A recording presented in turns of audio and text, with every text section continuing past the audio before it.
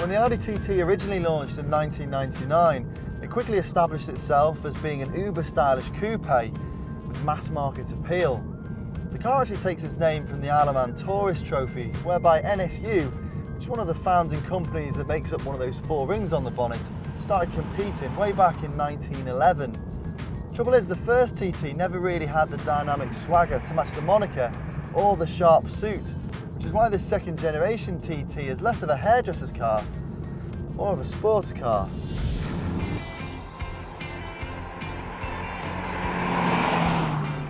The TT is small, stylish and hugely desirable, especially when you consider the relatively cheap entry point into ownership. Plus, it now features an aluminium space frame replacing the original car's steel unibody, and that makes it both lighter and stronger. Dimensions-wise, it's shorter than both the Volkswagen Scirocco and Peugeot RCZ, so that should make it a little easier to live with in town. And there's loads of styling cues going on to make it instantly recognisable as an Audi. You've got this oversized trapezoidal grille, these daytime running front LED headlamps that are standard on S-Line models and above, plus this flat character line. But quite uniquely, you've also got a lot of smooth contours. For example, the arc in this roof and this rear end treatment, which now features an integrated spoiler to clean up the surfacing.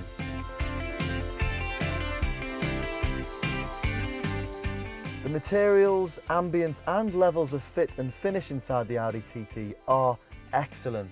This steeply raked windscreen, the flat bottom steering wheel, gorgeous aluminium pedals and low set snug seats all give the impression of sporting intent, and yet all the switchgear still has that tactile quality we've come to expect from Audi. The driving position is really comfortable with loads of movement in this chair and a steering wheel that's adjustable for both rake and reach. Though this glass house does make visibility to the side and to the rear a little bit tricky. And if we're having a moan, aside from the big glove box and this pair of cup holders, there isn't really much storage space to speak of. Audi describes the TT as a 2+2 rather than a conventional 4-seater. And once you're inside, it's easy to see why, because this rear can barely accommodate a set of child car seats, let alone an adult. The boot, however, is a decent size and shape for a small coupe, especially thanks to these full flat seats, though you can only operate it with the key fob or that front button in the door.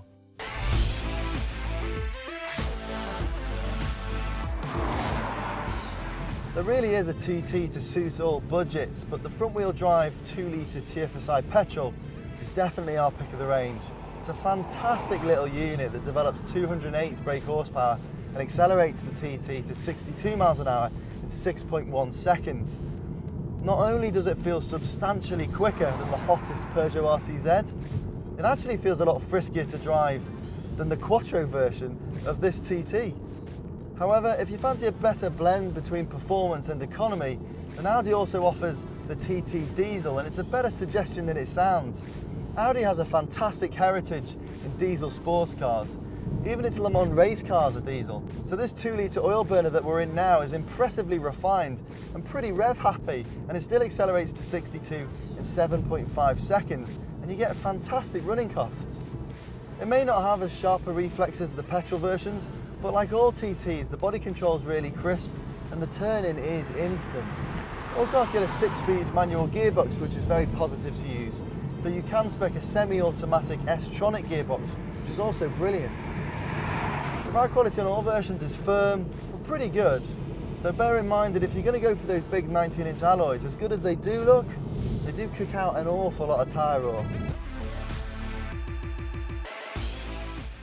Spend some time behind the wheel of an Audi TT and you really do see why they are so ubiquitous. This is a sports coupe that ticks all the boxes, both dynamically and stylistically, and that advocation extends way beyond into our strong owner review ratings. Granted, the sweet spot to the range is lower down the price bracket, so you don't creep into Porsche Cayman territory. But if you spec wisely, the TT's in a league of its own.